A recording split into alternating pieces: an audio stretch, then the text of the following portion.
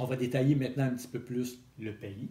Donc, il y a différentes sortes de pays. On peut utiliser à peu près n'importe quel matériau organique pour faire un pays, en autant que c'est un matériau qui se dégrade bien, évidemment qu'il n'y a pas de produits toxiques dedans, et qui est grossier, qui va avoir beaucoup de macroports dedans, parce que je répète, l'objectif du pays, si on parle des économies d'eau, c'est de créer une couche aérée en surface, pleine de macroports, une couche isolante. Donc, il existe plusieurs types de pays.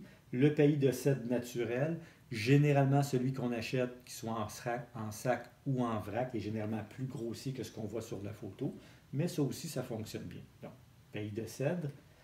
Le pays de cèdre peut aussi être coloré, il y a différentes couleurs, il y a rouge, orange, il y a même du bleu.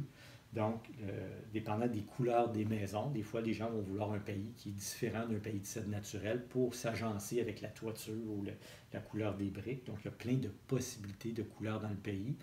Certaines personnes vont craindre le colorant qui est mis dans le pays en disant que ça doit être dangereux pour les plantes. Normalement, ce qu'on utilise, c'est des colorants végétaux, évidemment, qui ne sont pas toxiques pour les plantes. Le pays coloré, le seul inconvénient aussi, c'est qu'il est plus cher.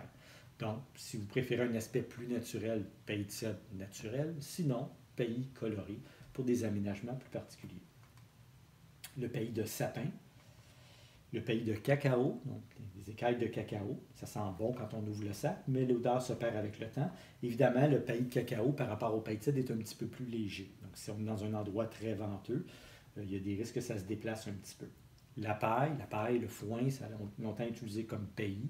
Si vous allez cueillir des fraises l'été, dans les fraisières, on utilise beaucoup la paille comme pays, non seulement dans les allées, mais souvent à travers les plants de fraisiers, pour éviter que les fruits touchent le sol et pourrissent. Donc, c'est un très bon pays aussi, la paille. Au niveau esthétique, peut-être un petit peu moins.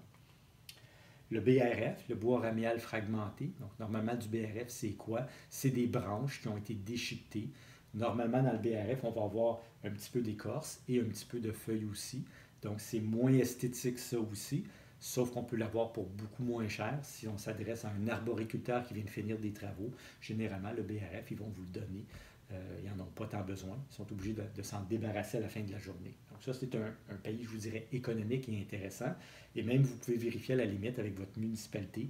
Il y a certaines municipalités qui récupèrent les résidus d'émondage des arboriculteurs et qui le déposent dans un endroit spécifique pour les citadins qui veulent venir le récupérer pour l'utiliser dans leur plate-bande. Donc, BRF ou bois ramial fragmenté, autre pays intéressant. Le pays peut être acheté en sac et il peut être acheté aussi en vrac. Évidemment, en vrac, on va avoir moins de choix de couleurs, mais ça devient beaucoup moins cher quand on a des volumes importants et on évite d'utiliser des sacs de plastique. Donc, pour des petites surfaces de plate-bande, on va y aller avec le pays en sac, mais pour des grandes plates-bandes ou des grands terrains, on va passer plutôt au pays en vrac. Donc, on achète en verge cube, un petit peu comme de la terre ou du compost. La mycorhize, il va y avoir un autre petit PowerPoint sur la mycorhize tantôt.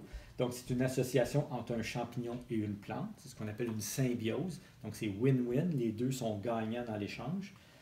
Donc, la mycorhize, dans le fond, le champignon s'installe sur la racine de la plante et il est logé, nourri. Dans le fond, la plante va lui offrir des nutriments, des sucres principalement pour qu'il se développe.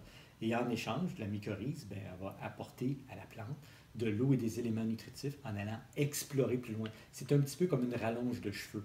Donc, vous avez la racine, vous avez la mycorhize qui vient s'installer sur la racine et la mycorhize va venir faire un paquet de filaments et va venir explorer une zone de sol, comme je vous disais tantôt, où la racine n'aurait pas été normalement.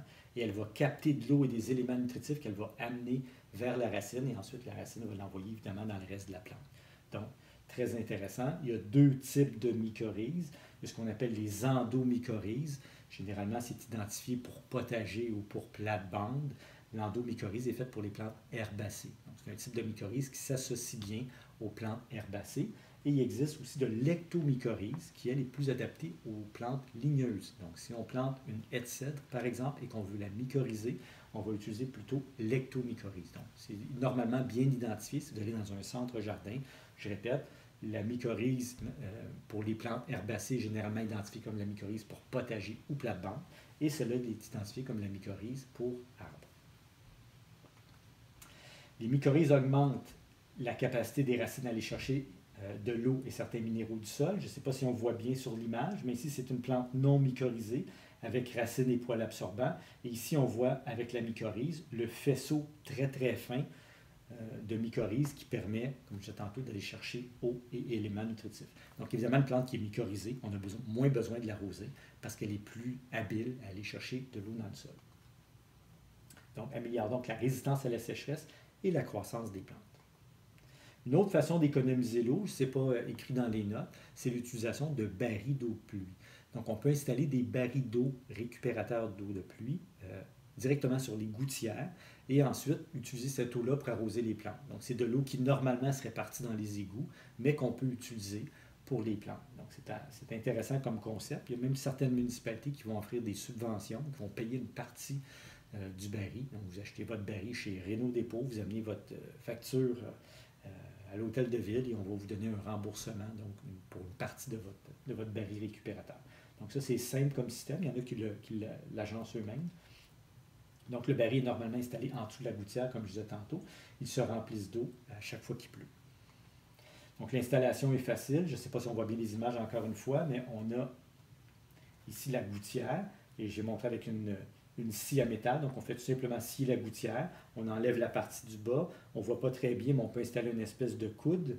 Et l'important, c'est que la gouttière vienne se déverser directement au-dessus du baril. Normalement, sur le dessus du baril, il y a un moustiquaire pour éviter que les insectes rentrent à l'intérieur. Donc, le baril accumule de l'eau à chaque pluie. Vous n'êtes pas obligé de le vider à mesure. Et quand vous en avez besoin, bien, il y a différentes façons de récupérer cette eau-là. Je vais vous les montrer dans 2 minutes. Donc, capacité d'un baril, environ 200 litres. Il y en a des plus gros, il y en a des plus petits. Ça coûte environ 100 $.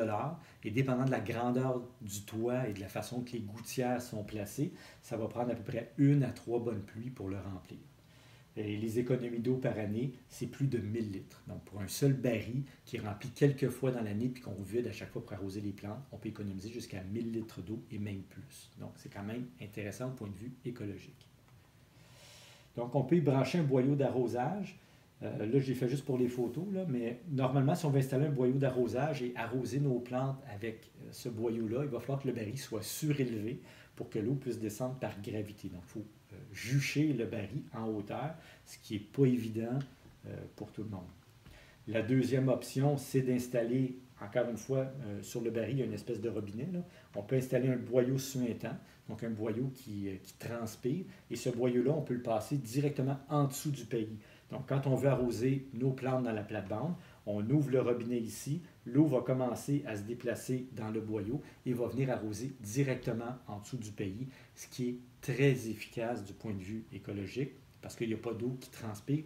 L'eau, c'est comme si on arrosait en dessous du pays. Donc, on garde l'humidité, vraiment, l'eau est disponible pour nos plantes. Donc, ça, c'est une autre possibilité. Et ça, c'est la façon que moi, je l'utilise à la maison. Donc, c'est tout simplement de surélever un petit peu le baril et d'installer un arrosoir en dessous.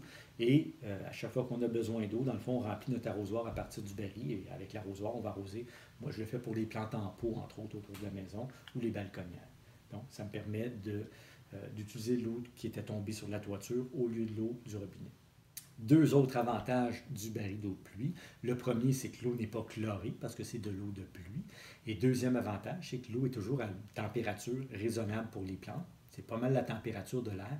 Donc l'été, on va arroser avec de l'eau à peu près à 20-22 degrés, ce qui est quand même très intéressant par rapport à de l'eau du robinet qui est très froide et qui des fois qui va stresser les plantes et qui contient du chlore en plus. Donc, le baril d'eau de pluie, formule intéressante. Donc, c'est tout pour le premier PowerPoint sur les économies d'eau.